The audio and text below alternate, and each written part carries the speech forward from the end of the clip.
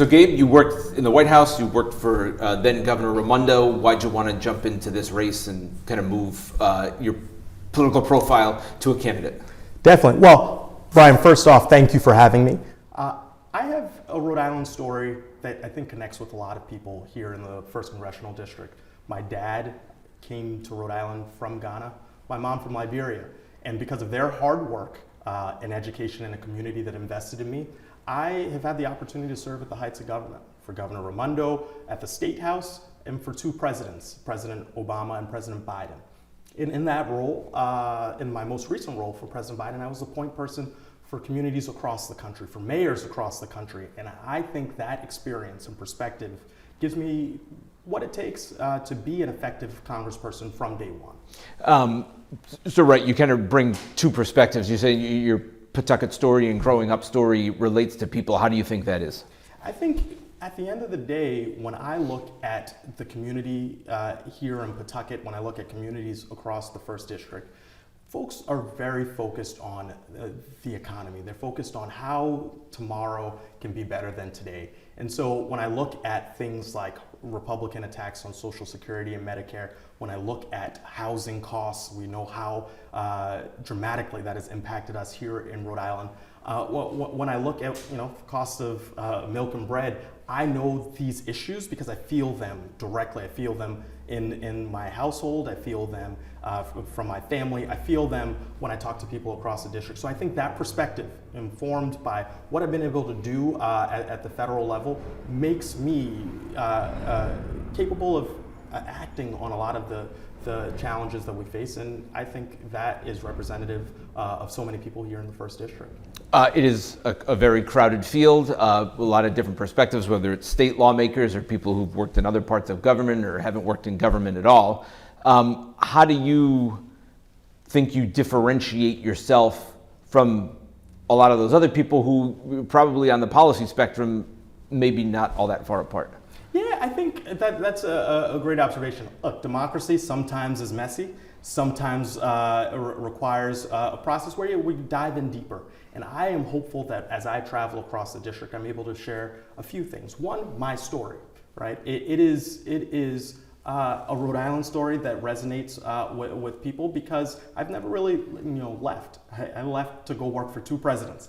And so my connections run very deep here. Second, my experience. I told you, I was a person on the line with communities when they had extreme winter weather. Think of Buffalo a few winters ago when they experienced mass shootings. Also, on the other end, on the critical investments from the president's agenda, like the Inflation Reduction Act, like the bipartisan infrastructure law, like the American Rescue Plan. Sometimes it gets into acronym soup, but that is a clear set of work and on implementing the biggest pieces of legislation in recent memory that can have a direct impact on people here in Rhode Island. And that's what I want to do. I want to be an advocate to make sure that we get our fair share here in the 1st District. Yeah, so you've been kind of like on the behind the scenes part of it. Yes. So I think in political circles, I think you're well known, yeah. But maybe on the front end facing part of the political scene in Rhode Island, maybe people are learning about you for the first time.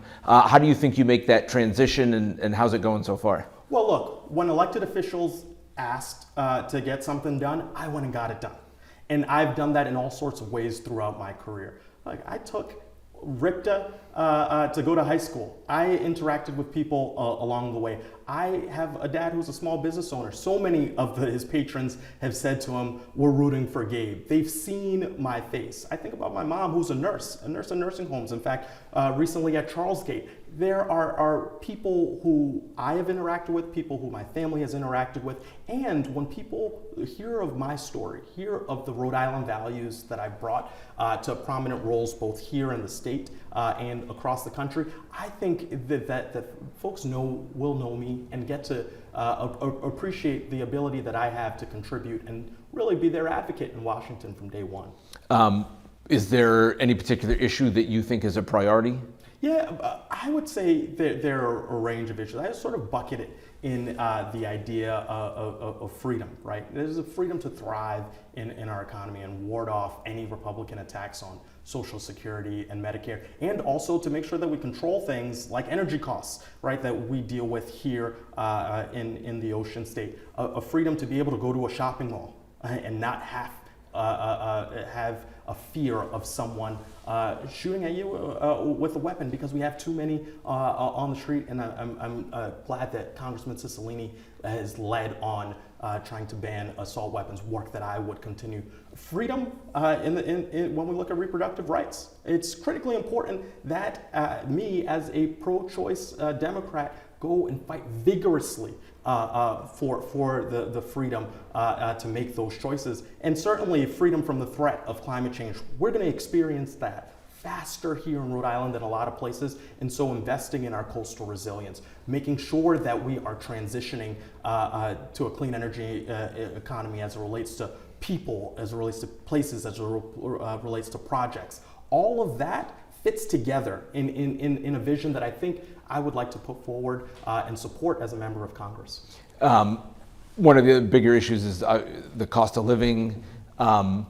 People some people tie that to the Biden administration and inflation went up, and you came from the Biden administration. What do you say about the cost of living and what happened over the past couple of years and what you would do to try to curb it as a member of Congress? Brian, we came out of a historic pandemic. We came out of an economic set of challenges that kept us away from collapse, but those were pretty cataclysmic events. From that, we see a robust economy. We see an economy that is strong in some places, but people in Rhode Island are feeling it, right? Just because unemployment is low, we're under 4%. Nationwide, it's somewhere at, I think it's 3.4, 3.3.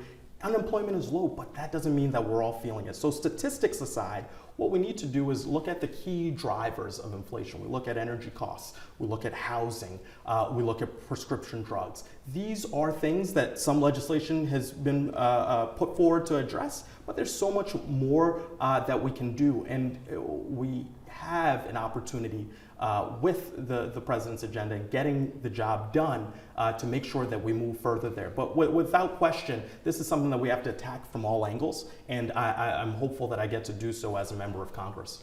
I've asked other candidates, so I assume I know your answer to this, but what do you think of the job that President Biden has done? And clearly he's running for re-election again, so you would support that, I would assume? I support President Biden. I was a senior White House staffer. I was special assistant to the president. I got to interact with the president. I would say he is up to the task, and he has to finish the job that he started. I look at where we were in the beginning of 2021 and look at where we are now, and without question, we are better off. And I think that I look forward to being a loud voice and surrogate for his reelection because our country needs his leadership. What do you think of the direction of the House under Republican leadership and where that's going?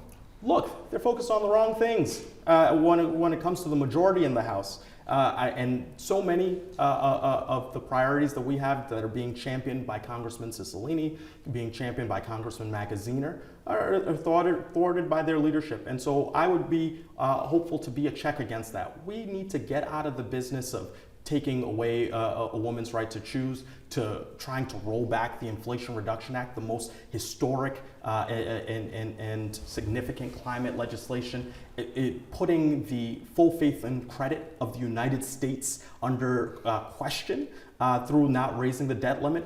All of that is problematic because it leads to things like cutting veterans' benefits. I mean, what kind of nation are we if we can't fulfill the promise to those who have served us so well? So I think that leadership's got to change. And hopefully, if I'm successful, we can be part of a minority that brings back the seats necessary to take the majority in 2024 and really move forward to fight for people and fight for their priorities. Because at the end of the day, what matters is how our representatives are advocating for our lives to be better tomorrow.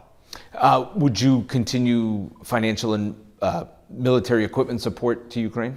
Yes, a threat to democracy anywhere is a threat to democracy everywhere. The people of Ukraine deserve their sovereignty, And I am proud that the president and our government is supporting them vigorously, and hopefully we do so until we achieve a resolution. Anything else you want to add? Brian, I just want to thank you for the opportunity to speak to Rhode Islanders, and it's something that I am going to be doing throughout this campaign. In fact, today I am on the road and talking with people in communities from Woonsocket to East Providence to Bristol, right here in Pawtucket. We need a congressperson who can be effective from day one. My story that connects to so many people in this district and my experience make me ready to do that, and I look forward to sharing more along the way. But thank you so much for the opportunity. Hi everyone, it's Mario Florio from NBC 10. Thanks for checking out the NBC 10 WJAR YouTube channel. Click the links on your screen for more stories from across Southern New England. And don't forget, hit the subscribe button below and get notified anytime we post an update on YouTube. As always, thank you for turning to 10.